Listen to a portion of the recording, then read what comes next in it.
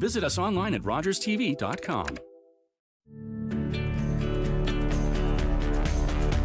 This program is brought to you by Rogers Xfinity, connecting you to more of what you love. Visit Rogers.com for more details. Melissa. Sarah. What are we reading today? We are reading Tomorrow and Tomorrow and Tomorrow by Gabrielle Zevin. Yes.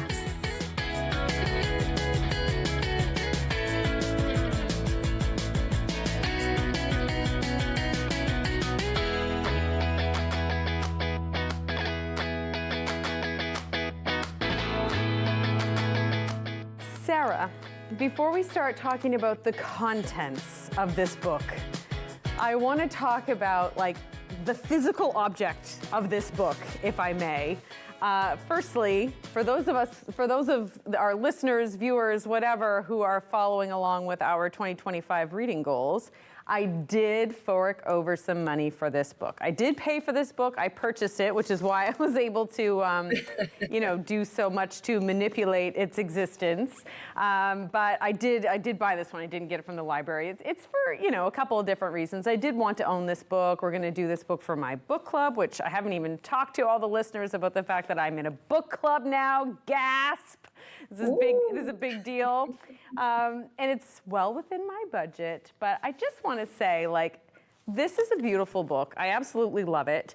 So just aesthetically, it's a lovely thing to look at. So I have to check my notes because I don't. After some of the butchering of names I've done over the years, I'm going to get this one right. So the image on the front is of a painting sometimes known as Under the Wave of Kanagawa, or also The Great Wave by Katsushika Hokusai, so a Japanese visual artist.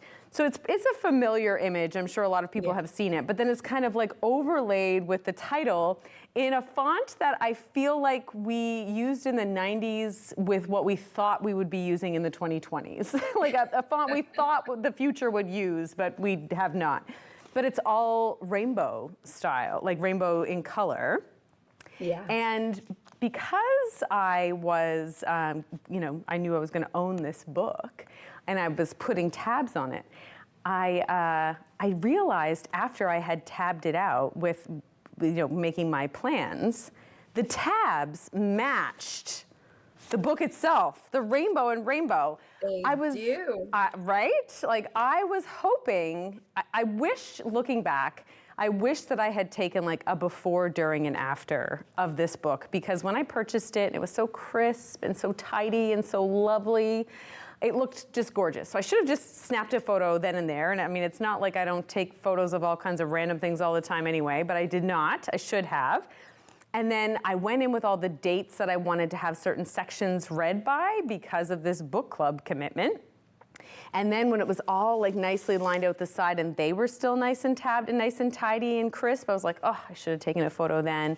But in the meantime, I dropped it in the bath at least twice. You can see the wrinkly, crinkly pages. So this book's been on a journey with me, but I feel like it just adds to the legacy of this book, and it looks very well loved, I'm sure, as you can see. It does, yes. It has been on a journey. And first, I do want to just acknowledge that my voice does not sound normally like this. If you close your eyes, it does maybe sound like you've called a 1-900 hotline, but just go with it. And then next time I'll sound, like my normal self. But anyway, back to the book. It's so funny that you mention, this idea of the journey that this book has gone through, and how it looks so different from when it first entered your hand to, us talking about it today. As you can see behind me, I have my copy of Tomorrow and Tomorrow and Tomorrow, which I actually got, I'm pretty sure, if I remember correctly, I got it, I pre-ordered it. So it's a hardcover book. And I do think that there's a difference in terms of wear and tear between a hardcover and a paperback. Obviously, normally hardcover books tend to be more expensive. That's what's coming out when a book is first published. But I just think that they're made to be sturdier and to kind of last the test of time. But regardless of whether it's a hardcover, softcover book, I really take pride on my books looking as pristine as possible. So I almost want my books to look like they've never been cracked. And I don't know why. I don't know what that says about me. I do feel like that I'm like that in my environments. Like I love it when things are just like pristine and orderly and lovely. And so often it'll be funny because I'll lend a book to somebody that I've read and it again still looks brand new. And when it comes back to me, it's worn. And of course, really seeing that with like a soft cover book. And I'm like, my God, what did they do with this book? They dropped it in the bathtub at least twice. Yeah, and it's so funny because you have alluded to this multiple times, multiple episodes, that you love nothing more than reading a book in a bath. I never will bring a book even within a foot of a bathtub. Like because the idea of getting those pages crinkly and wrinkly, it just like really, I don't know. No, that is a key. I think that though, like transcends many elements of your personality that, like you said, like things being orderly, which, we are definitely a yin and yang, I think there, whatever that expression is, because I do feel like, and I was saying this a little bit jokingly before, but I like the idea of my physical book sort of telling its own little story. Like I remember in university, I used to kind of like it if I get a little bit of coffee or something, like on a particular page where I was spending a bit more time than others, and be like, okay, this page had a little bit more life to it, or like I said, this like legacy that the book carries with it. So definitely something that you and I differ on there, because this is a well-loved book. Now, I don't want it looking, like a disaster. I don't want it to be like defaced. But even like, I think we've talked about this separately too. When it comes to the tabs, I've never seen you hold up a book where the tabs are even curled in this way. Like yours come out at like, perfect 90-degree angles, and they're. I'll even trim them. I'll trim them so that they're like all aligned with one another. It's ridiculous. No, it's lovely. So that's my little banter that I wanted to get out there about the exterior of the book as like the physical object. But we should probably dive in to the contents of the book. And so I thought, I'm not going to reinvent the wheel here. I'm going to read, for the purposes of a summary, I'm just going to read right from the back. And I do think it's like, work smarter, not harder. Somebody out there put a lot of effort into, trying to distill this into sort of a blurb for the back. But it's a sign of a good book, I think, when there's just so many different layers and so many different directions or pathways, which we'll get into talking about in the discussion, that it's really difficult to sort of narrow it down to one succinct kind of summary. So I'm going to read straight from the back. This is what the publishers even wanted us to know about this book. On a bitter cold day in the December of his junior year at Harvard, Sam Mazur exits a subway car and sees, amid the hordes of people waiting on the platform, Sadie Green.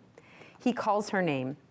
For a moment, she pretends she hasn't heard him, but then she turns and a game begins, a legendary collaboration that will launch them to stardom. These friends, intimate since childhood, borrow money, beg favors, and before even graduating college, they have created their first blockbuster. Overnight, the world is theirs, spanning 30 years from Cambridge to Venice Beach. Tomorrow and Tomorrow and Tomorrow is a dazzling novel that examines the multifarious nature of identity, disability, failure, the redemptive possibilities in play, and above all, our need to connect, to be loved and to love. Yes, it is a love story, but it is not one you have read before. So Sarah, you've had this book now for years. You read it, I think you read it near the end of 2023, if I'm remembering correctly. I was trying to think about this, and I actually looked at when the book was published, because I was trying to think. Somebody had recommended it to me, my cousin, Trina, so not someone who we've mentioned previously on this podcast.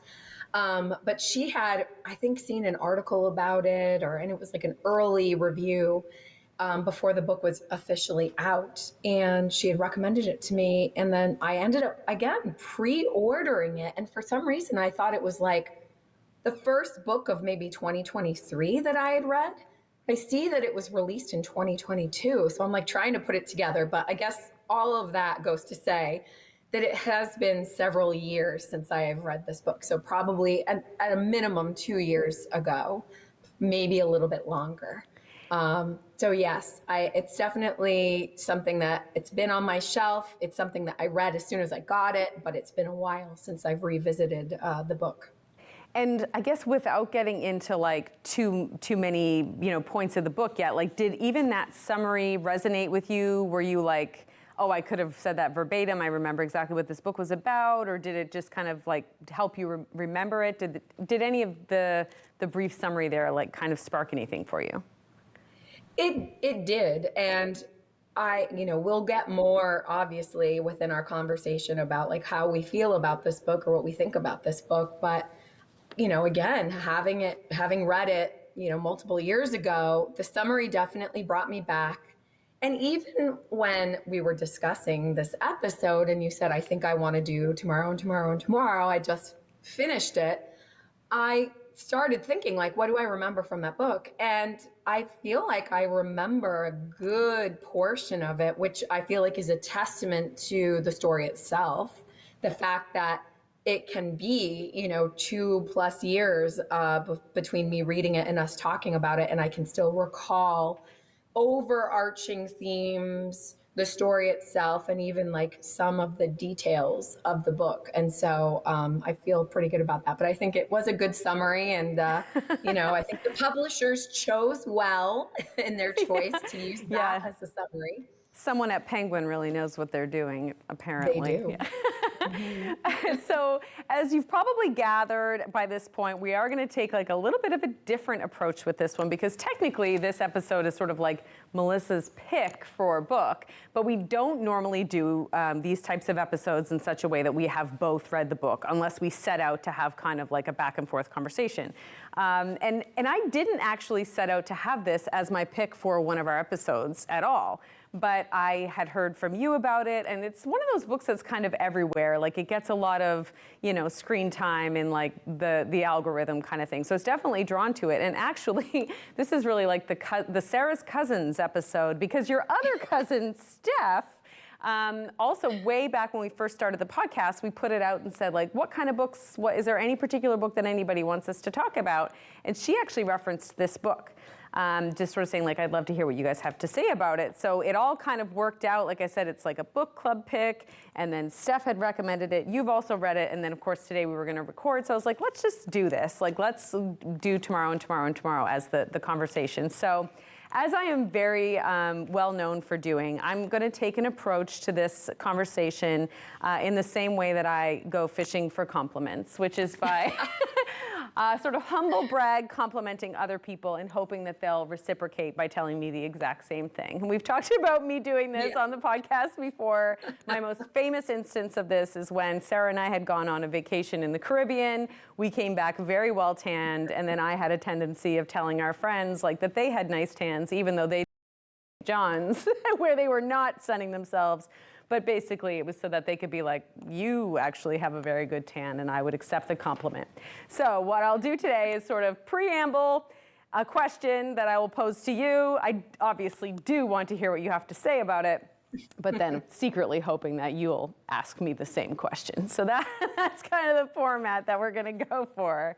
Sound good? You got it. And nice tan, Melissa. And I love how generous you are in saying that we came back nicely tanned, because if anyone can see me right now, as you all are looking at me, I am not one who tans very well. So, yes. You definitely, there was evidence of that the sun had, you were sun-kissed. That's the word way to put it. You were sun-kissed. So, okay, so here we go. We'll get into this. So one of the themes that really becomes apparent very early on in this book is this idea that there is what the road not taken, if we can kind of borrow from Frost. And certainly this author does borrow from lots of other authors in really clever, masterful ways that I really loved. So the idea that the series of decisions that you make that guide your life's path they result in where you end up, and then that determines what's going to happen in your life. And then simultaneously, there's all the decisions or the options that you didn't take, all the roads and the paths that were not taken, and that in some ways maybe they are also sort of a parallel life that could be happening somewhere else. And I think that this particular theme bubbles to the forefront very early on when Sam acknowledges openly that he had always kind of known that his mother had considered having an abortion when she was pregnant with him. So he knows that there is a very possible other timeline, other series of decisions that happened that came very close to happening in which he would not have existed. So I think that sort of is one of the earliest points that we start considering that idea of these alternate paths through life, or these various options and things being very if this then that, if this then that kind of thing. But then it's also made all the more obvious when Sam and his mother invent a game where they try to take a different route home every time they go visit his grandparents. So it's a little game that they've come up with because they heard there's a set of secret passageways through Los Angeles, and they want to try to find them, so that they're going to try to sort of scour this whole the area between the grandparents' house and their house, and every time they take a different route. And one of the times on the route that they take, they end up in a car crash which kills Sam's mother and ends up injuring his foot extremely badly, which has an impact on his life. Obviously, his mother's life is ended, and then the lives of everyone around them are impacted by this. So this idea that you can if you decide to take one road, your life's going to go in one way. If you decide to take another road, it's going to go in a different way. So I do wonder, and this is the first question I'm going to ask you, and then maybe you'll ask it back to me, is about this theme of the road not taken, this series of events that allows you to take a particular path through life, but were there different directions that conversation or that lifetime could have taken? Did that resonate with you in any way? It certainly did. And ultimately, it was this idea of the road not taken that drew me to this book, and was why my cousin had recommended it to me, was this idea of, in particular, the relationship and friendship between Sam and Sadie, and kind of the ins and outs of that, and the course of that relationship is what drew me to it. And I love anytime there's like a path not taken, sliding doors kind of element within a story. I'm always like a sucker for that. But I really think there's a few things, and again, the author, I feel like, is clever in the way, as you referenced, like she uses other stories and she references them in unique ways within the book. But really, I think the biggest way that she plays with this idea of the road not taken is the whole fact that the entire story is built around the process of developing and playing, or playing and then developing video games. Because, that is a place where you're acting that out. You can play a video game over and over and over and over again, and you can play it differently each time. Will you get the same results? Does the video game hold certain surprises within it that if you take these different paths, that you'll reach these different conclusions? And I feel like all throughout the story, that is really what she's kind of talking about. And I think maybe in the idea of both characters, the Sam character in particular, like you said, like he always knew that his mother had considered not having him before she ended up having him. And then the idea of, if they had not taken that particular route when visiting his grandparents, maybe she wouldn't have had that accident, and she wouldn't have been killed, and he wouldn't have had that injury, but then he wouldn't have met Sadie. And, there's so many what ifs of what could have happened if, a different road, a different path was taken. And I love the way that that's explored.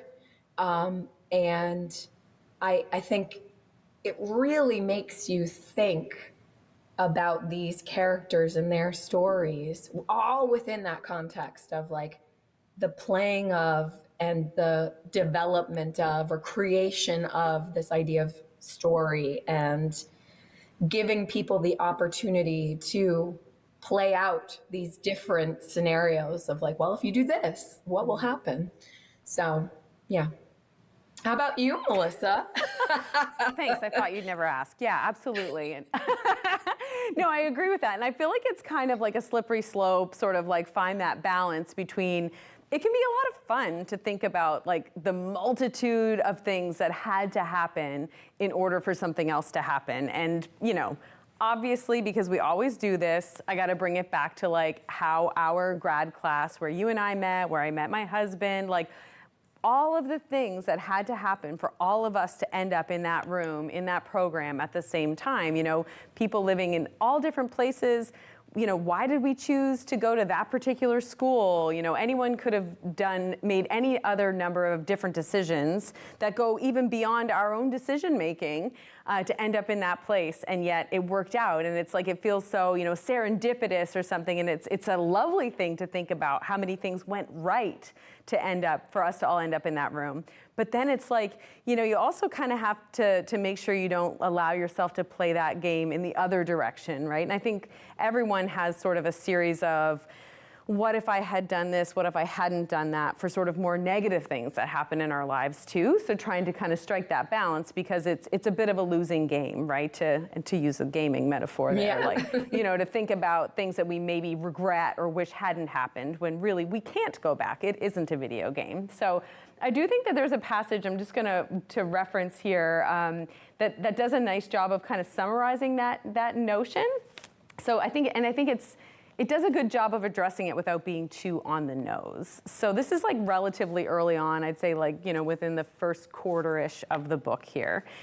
Okay, so they're young. They are in the stage at this point of Sadie and Sam are making their very first video game that goes on to be like that blockbuster hit. But Sam kind of goes missing, and she's gone out to look for him, and she's sort of reflecting on that. On the night Sam went missing, it occurred to Sadie that nothing in life was as solid state as it appeared. A childish game might be deadly. A friend might disappear. And as much as a person might try to shield herself from it, the possibility for the other outcome was always there. We are all living at most half of a life, she thought. There was the life you lived, which consisted of the choices you made. And then there was the other life, the one that was the things you hadn't chosen. And sometimes this other life felt as palpable as the one you were living. Sometimes it felt as if you might be walking down Brattle Street, and without warning you could slip into this other life, like Alice falling down the rabbit hole that led to Wonderland. You would end up a different version of yourself in some other town, but it wouldn't be strange like Wonderland, not at all, because you would have expected all along that it could have turned out that way. You would feel relief because you had always wondered what that other life would have looked like, and there you were.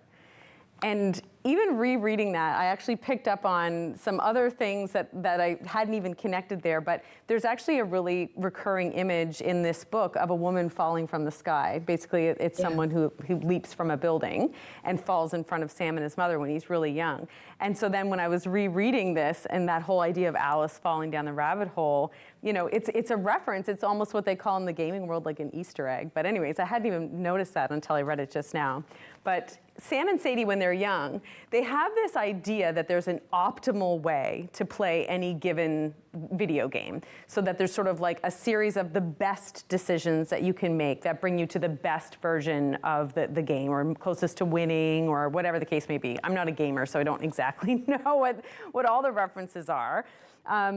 But the idea that there is this sort of optimal set of play, and that's also how you would develop a game, so that you develop with the best options, but then there's also these other variables at play. But I think it's interesting because that little piece that I read there, like I said, is early on in the book. But we're with Sam and Sadie for about 30 years, 30 plus years, I would say, throughout their lives. And later on, Sadie's having a conversation with someone. It's a colleague, his name is Ant. So if I refer to Ant, it's just a coworker that they have. And it's almost as though it's the same understanding of these like paths not taken, or this set of opportunities that can result in one outcome or the other. But I think the more life experience that she's had, she has a different way of maybe considering that, sort of the differences between gaming world and sort of the real world, the lives that we're living. So I want to read that one too. And this one's later on. This is on page 381. And so like we're in like the last 20 pages of the book here. So as a bit of context, they're talking about someone that they both care deeply about who has passed away. And Ant was there on the day that he died. And Ant says, "I wish I could have saved him. I replay that day over and over again. If I hadn't gone down the stairs, if I hadn't let him go into the lobby, if Sadie stopped him. That's the gamer in you, trying to figure out how you might have beat the level. My brain is treacherous like that too. But there was nothing you could have done. This game wasn't winnable." So I feel like there's growth there too, in that she's like, we can do that what if stuff that we might have done when we were younger, thinking about all these different paths, but sometimes there's just things that are going to happen that nobody has any control over. And I think that sort of, that comes to that point in the book too. I love that. I love both of those passages, really. And I feel like I'm now like even getting deeper into like, oh yeah, that's right. And like remembering what it felt like to read the book itself. This is going to be like a maybe funny aside, I don't know, but totally connected to this experience of reading Tomorrow and Tomorrow and Tomorrow. When I read this book, I really read it for the Sadie-Sam relationship and their friendship and all of that. That's what drew me to it. Over the last, I would say 6 months-ish, my husband and my son have started to play video games together.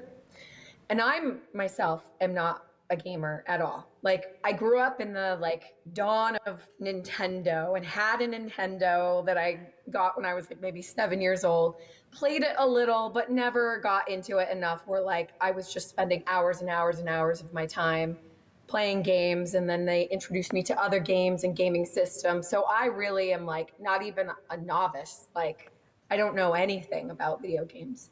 And even with my son and my husband's kind of experience playing these games together, I really am trying to remove myself from it as much as possible. I will be in the room with them reading a book while they are playing, but I really have approached it as like, this is a daddy-son activity. But, you know, if you're in the room and this process is going on hours and hours at a time, you can't help but know just by osmosis a little bit about the worlds that exist within these games. And so in particular, they have been playing Zelda, and not like the 1980s version of Zelda, which I know Zelda is referenced in this book, but it's like the modern version of Zelda. And I have been really fascinated with the idea of like, wow, like the people who make these video games, not only the programming and the technology and the graphics end of that, but like these people are also developing worlds and stories and how involved that process is. And there have been so many times throughout the last where I've been like just kind of like glancing up at the screen and watching them play something, or I've been asking a question to Josh about like, now that character, what about this? Or asking something about the story, because of course that's always going to be what I am most interested in, is the story of it all.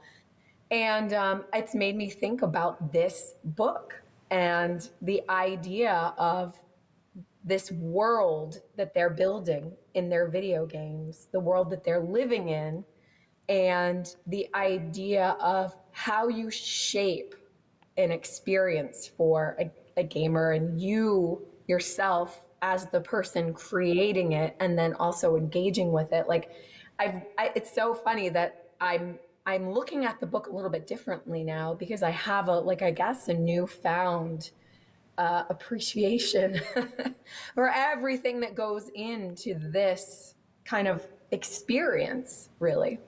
So, yeah, anyway. and like you, loved a little bit of Mario Brothers back in the day, but like it never really extended much beyond that. There's no I think RPGs, role player game, like I never got into that. It was never part of my world or my like leisure time or anything like that. So typically, if I had read the book jacket of this and it was all about, oh yeah, and then they make a game, I really would have put this book down. Like I would have just thought, this will not speak to me. This will not connect. I'm not be able to connect to it in any way. So not the case. And everyone really assured me of that. Like, no, it's a book about gaming, but you don't need to be a gamer to get it. And it's so true. And one of the things that I really loved about it was that it did put me in a different frame of mind. So it was like something that I was tangentially familiar with, being like games and that sort of thing. But so I knew enough about it for it to be able to like give me some perspective going into the book. But it was such an interesting take on sort of typical stories. And we'll get into this after, but when it says, yes, it's a love story, but not one you've read before, I feel like that could be said for all of the themes in the book. How often do we read books that are about the road not taken? All the time, but it does it in such a clever way. And this is a bit of a deep track, which I said, I was like, don't even bring this up in the episode because it's like a little bit too complicated, but here I go. There's like a whole section called Pioneers near the end of the book. And even when I got to that section, I was like, I don't think I'm gonna like this part, because effectively you enter into a video game and they're describing the video game, and some of their dialogue is even sort of like prompts or like they're saying like skip, like things that you would sort of enter on the console, I guess. It is so well done, and it does such a cool way of bringing you into that gaming realm. But then it also kind of like in a weird, I don't know if meta is like the right word to use there, but it brings you out of the game, because then you start to figure out who actually made the game, like which of the characters that actually created this game, in an effort to get people to play it so that they could reconnect with people. So then there's this turning point in that section, which is almost like a little mini book in its own right, that you start to realize whose perspective you're reading from. So you realize, oh, I'm not just reading the game, I'm reading a person the game, and I know who the player is, and I know who their opponents or their collaborators in the game are. And I remember being kind of like mind blown that the book could achieve that, that it could allow me, someone who's not really familiar with games, to get into that world, get into that mindset, and then to the degree that I could understand what was being talked about within the game world and what was being talked about outside of the game world. So it is really complicated, and one of the many themes of this book. So we've talked about the road not taken theme. Next, I want to bring us to the theme of work in this book. And I do mean like work, like labor, like putting effort and work into something. One of the book's main characters is even called Marx, and I don't think that's an accident necessarily. Usually naming's not in books, but there's this ongoing kind of like, almost like panicked energy in the book about, we got to get work done. The work needs to be done. We're the only people who can do this work. They're really, really driven by this idea of having to work. And I was wondering, when you read this, did you feel like that sort of motor in the book's, overall story of all this work that needs to be done, did that speak to you in the sense of like, you think it's reflective of like the video game industry? Was it reflective of the time period in which it was set, which like the sort of heavier parts are in the sort of late 90s, early 2000s? Was that something that stayed with you, or did that kind of fade a little bit as time has passed since you read the book? I really did feel like it was so connected to the type of work, but also the type of maybe personality or talents of the people who are doing this type of work. So like the whole gaming world, I really feel like, again, kind of referencing my own kind of epiphany about gaming through my experience observing people watching or playing games, and thinking about the amount of work it would take and the amount of people, the amount of hours, days, weeks, years that it would take to actually create this thing. And it's a form of art. It's this place where I think like art and science and math like really overlap and become entwined in an interesting way. And, you know, when you think about an artist, a lot of times you think about like that artist's, I don't know, need and passion and feeling driven to complete a project, to create and complete a project. And I could really see that with them of like their lives really became the game and the building of the game. It's what they ate, drank, slept, or not slept, because it was like this all-consuming act of creation. And they're gods in kind of funny ways, you know, and that's even really kind of alluded to, I think, in the book. But yeah, I think it's the nature of that type of work. And again, I always am referencing pop culture. It's like a crutch that I lean on.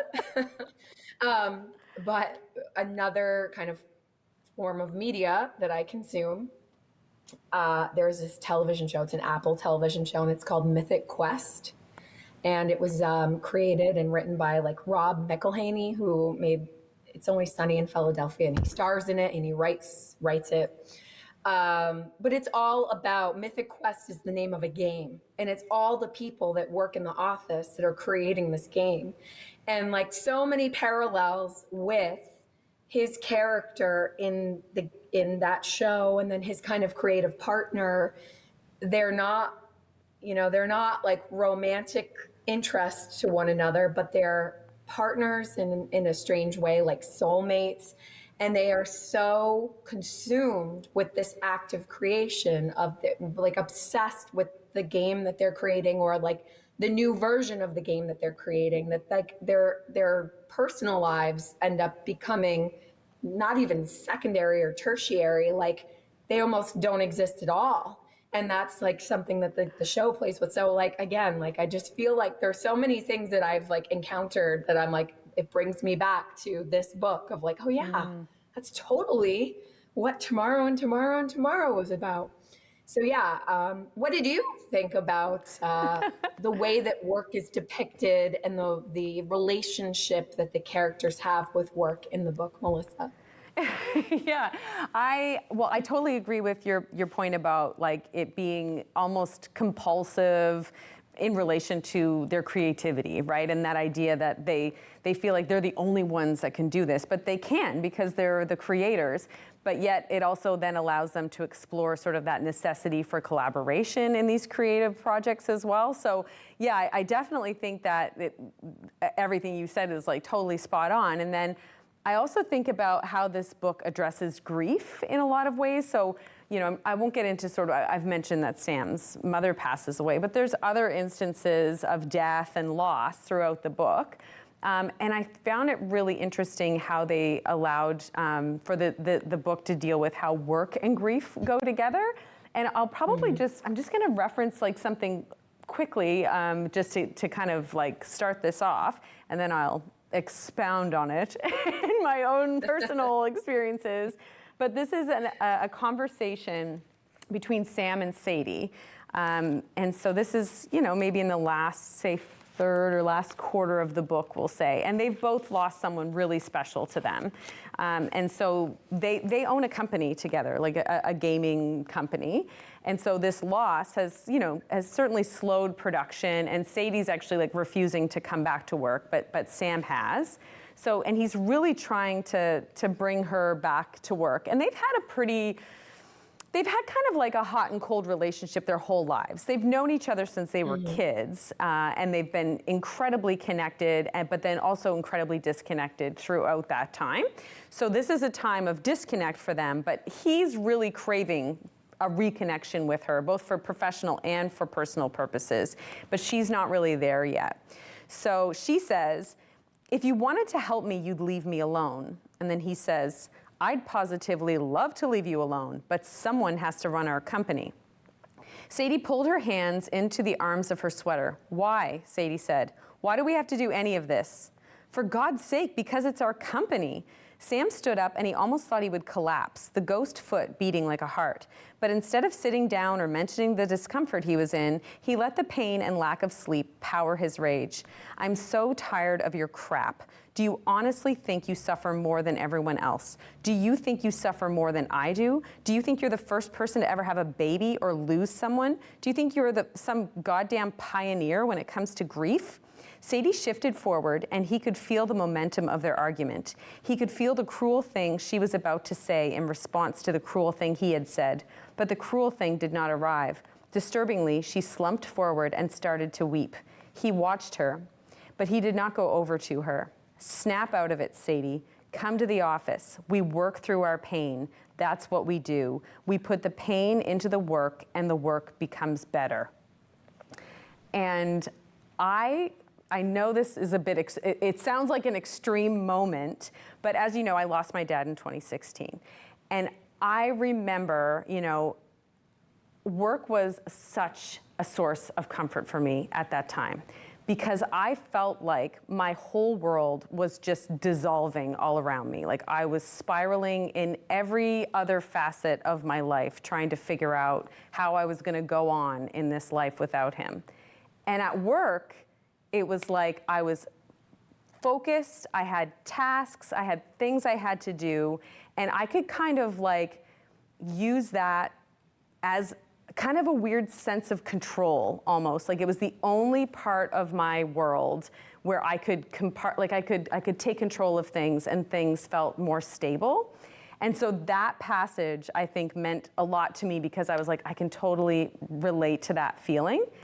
But then there's another passage later on, and again, it's Ant, which is funny because Ant is really not a very important character like in the book. Like a real minor character. But I'm realizing, I think what he did really well in the book was give both of them someone to talk to when they were disconnected. So it's like, then earlier, one was talking to Ant, now the other one is talking to Ant. But Ant also has this moment where he talks about about working in times of like trauma and stress. It's just like a short little thing, but I think this is really to your point of that compulsion when you're a creator, when you're a creative person. It's almost like things aren't complete unless you've created something that was like a result of it. And this one, there's a short, like an acronym, they say CPH. So CPH stands for Counterpart High, which is the name of a game that they've worked on. So this time Ant is talking to Sam. He says, truthfully, Sam, I was grateful for Counterpart High. I was grateful to not have to be in this world. Ant paused. Sometimes when I'm working on CPH, that world feels more real to me than like the world anyway. I love that world more, I think, because it's perfectible, because I have perfected it. The actual world is the random garbage fire it always is. There's not a goddamn thing I can do about the actual world's code. He laughed at himself and then looked at Sam. How are you doing? And then the conversation continues. But this idea of like, when you create the world, you're in charge of it, and then it can bring you a lot of comfort.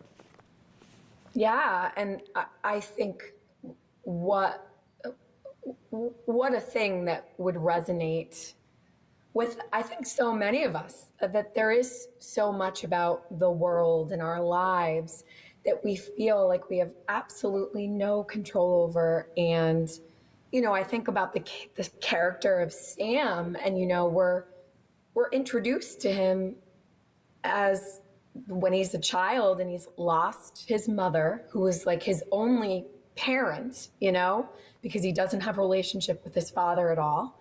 And then he has this life-altering injury. And so talk about like something that would cause you to spiral and feel like I have no control. Everything about my world has shattered. What do I have? And that the idea of a game, and then eventually like the idea of the creation of a game is, and even later on in the book, because he ends up creating, I believe, is it Mapleville or Maple World? Mm-hmm. Do you remember? Maple World. Melissa? Yeah, Maple World. Maple World. So, and he's Mayor Mazer of Maple And like Maple World, if I remember correctly, is like a place where you can go and it's almost like The Sims. Like you go and you create a character and you can live there and have like a whole life there. And he's the mayor character. And so like he's in control of everything. Like he's in control, like on the most macro of levels. He is literally creating the game, but then he's even control within the game. He's the person that's kind of controlling and like dictating how this world, you know, is ultimately shaped. And yeah, what a comfort, what a sense of stability that would provide to someone who has felt at times so vulnerable to the world being so out of control. And so I think that is such a great point. Yeah, and like Sam himself tries to kind of blend sort of the video game worlds that he creates, and he tries to manipulate sort of the world that we live in based on that, because the original spelling of his name, like what would appear on his birth certificate, is Masur.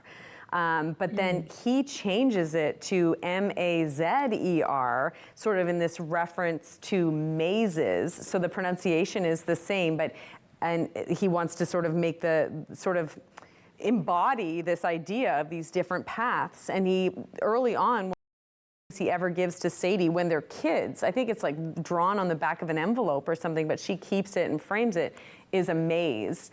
But I think that was so meaningful to him that he is trying to always kind of bring these game elements into different facets. So like those physical games, that maze that you would draw with a pencil, into his digital games, into his sort of quote unquote real life. Yeah, and he tries to kind of blend those two for sure. But I think this is a great segue to the final theme I wanted to talk about, possibly the biggest one of the whole book, and I mean, especially because it overlaps with so many of the other ones, and that's the theme of love. And so on the back of the book, like I read before, it says, yes, it is a love story, but it is not one you have read before. So Sarah, in your recollection of this book, what made this book a love story, and also what made it a love story that you've never, in a style you've never read before? Really, it's a love story in depicting so many different types of love. And when we think of a love story, we think of romance. We think, in a weird way, almost exclusively of romantic love. Like that's our ultimate version of love. But the love that is explored within this book, I mean, you have the love of, I think it's really the love of friendship that sometimes can be the most long-lasting and the most impactful. And I would certainly say that with these characters, with ultimately, you know, our two like main protagonists of Sam and Sadie. But, you know, you mentioned the Marks character, and there is a real love between Sam and Marks. They become friends in university and they become partners. And, you know, Sam's a very prickly character, and he would be the first to admit it, I believe, and I think it's referenced throughout the book that he has a bit of a difficult personality, and he's prone to kind of isolating himself, and has a difficulty in kind of communicating and relating to others. And it's only through his, you know, I guess, ability to create these games that he kind of almost develops like a persona that allows him to be able to interact with the world. But the love between Marks and Sam, the love that we see throughout the book between Sadie and Sam, the love that develops between, you know, Sadie and a couple different characters. There's a character who we haven't referenced at all yet, and his name is, I don't know how you pronounce it, but I always say Dove? I'm not sure. Oh, yeah. So, I mean, he's someone that Sadie has a relationship with and that has a friendship with other characters within the book. Sadie's relationship and friendship with Marks, the relationship between Sam and his grandparents, all the different versions of love and what they mean to us, what they mean to those specific characters, how impactful they are. I think that's really what makes it a love story in the way that you haven't you would not necessarily think of, or that you wouldn't have encountered before, that ultimately romantic love is only one like tiny piece of the bigger kind of love, I guess, canvas that's out there. You know, by looking at just that one little part of it, you're not seeing the bigger and the broader power of love. So how about you, Melissa? And yes, even the actual, like the romantic relationships that exist, they're never overdone. You know, there's never any like scenes where it's really gushy and really overly descriptive in terms of like how they feel about one another. Really, the more descriptive passages about relationships and love are not about instances of romantic love that happen throughout. So the romantic relationships kind of happen in the background, even though they're powerful in terms of moving the story forward. You don't really get any intimate view of them, really, which serves the book well. Because at the end of the day, this is a story about Sam and Sadie. Like, this is their story. And there's a great deal of care and concern and acts of love and acts of kindness. And people say, you know, the only way you're going to get Sadie to do something is if she knows that she's going to do it and it's going to benefit Sam. And Sam's only going to do things if he thinks it's going to benefit Sadie. And they often misunderstand one another, but they sort of, you know, they'll always kind of oscillate back to each other as well. And they're always driven by, you know, what's going to be best for the other person. So I agree with you. It's like it allows you to really focus on the value, the meaning, the power of, I would say, like partnership and collaboration over romance and intimacy necessarily. And I thought that that was like a really lovely way of telling a love story in a new way. Yeah, and I mean, when you think about it, it is a true partnership. That, I mean, they create things together. So they have children in their own way, you know, these games that they have collaborated on and created together. And so it is so much more than just a friendship. It's so much more than just a partnership. And the fact that, I mean, we do see them, like you said, over the period of like 30 years from childhood all the way through essentially like middle age. I thought, you know, what a beautiful thing to explore in not a typical way.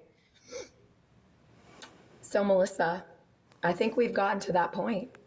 We have. Would you say that Tomorrow and Tomorrow and Tomorrow by Gabrielle Zevin is a could read, a should read, or a must read? It's a must read.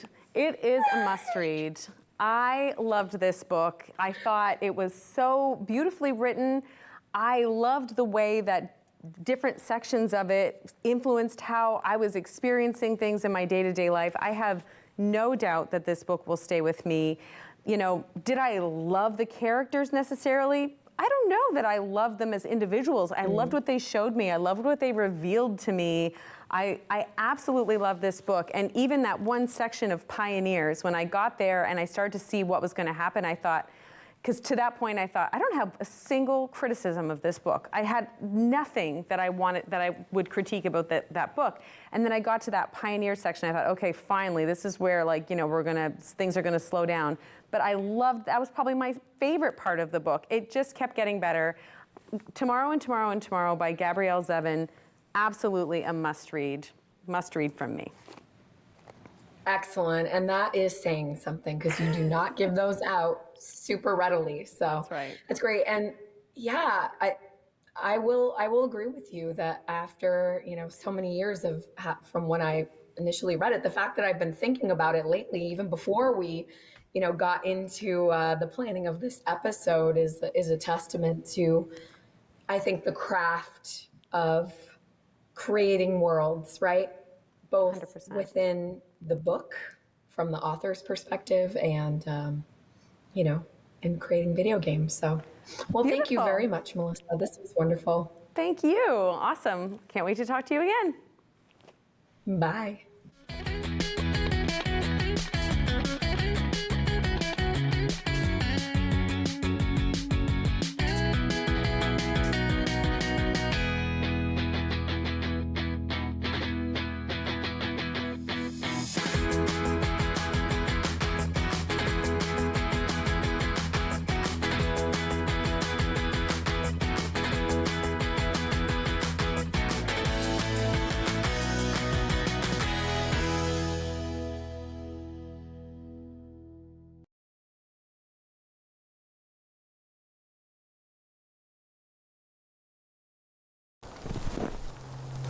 My biggest therapy is Mother Nature. When I walk through the woods, I'm seeing a little bit more than just a tree and just a plant. I see what I can do with it. I make medicines and salves from plants and trees. In 2014, I suffered with a heart attack. Since I had my heart attack, obviously there were some Western medications involved. And on top of the Western medication, I have found myself nature-wise, and medicines provided by Mother Nature has helped me a lot. With nature, I have burned sage and sweetgrass. I find that that cleanses the air and, helps you cleanse your body. It also helps me talk to my ancestors. That has helped me through this whole process. I feel responsible as a Mi'kmaq person to help Mother Nature. We look at everything, whether it is a rock or a tree, as life. When I collect my medicines, I'm offering tobacco to thank the plant for the medicine. So the plant will, give me medicine again the following year. It's a part of the big whole. Right now, we're standing in the middle of a boreal forest. I can look around, I can see birch trees. Birch tree, for example, there's so many things you can do with that. That is the tree of life. Aboriginal people have used the bark for making canoes, for making shelter, for fire starting. There's a fungus that grows on birch, it's called chaga. I use that for my tea. It's a very, very good all-around tonic. Balsam fir trees, the blisters on those trees actually were used to heal cuts and scrapes. You cut yourself in the woods, the first thing we'll do is put some balsam fir sap on it. Society now is so fast. I think the world really needs to slow down and just enjoy nature and the smells and the sights and sounds. Well, this is where it all started in the beginning. It was from our plants, and our animals and that kind of thing. Why not go back to the beginning and get back to our roots again? It's very important for the Mi'kmaq people to embrace native tradition. For many, many years, we were told not to be Aboriginal, and I think now society has embraced Aboriginal peoples, and we should embrace our history in the sense of traditional medicines and traditional foods. I think it's all a part of the culture that we've lost. So now we have an opportunity to reach out and find ourselves again.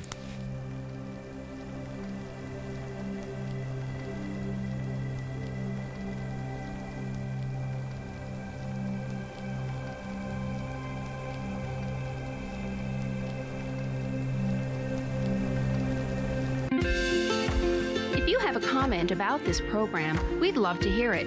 Email or call us, or send us your feedback through social media. This is Rogers TV. We invite you to play What's My Line? Welcome, Mrs. Baker. Those folks over there need to guess your extraordinary occupation. Are you an entertainer, Mrs. Baker? Yes. Do people come to watch you perform? Yes. Do you travel for work? Yes, I do. Do you ever wear a special type of costume? Yes. Is your job, physical? Yes, indeed. Are you a member of a team? Yes. Are you a professional baseball player? Yes, I am. Created during the Second World War, the All-American Girls Professional Baseball League included 68 Canadians. One of its brightest stars was my mother, Saskatchewan's Mary Bonnie Baker, a pioneer for women in sports. In para hockey, the ice tilts in favor of men. But that will never stop us. United by passion, battling for equity, we are the National Women's Para Hockey Team.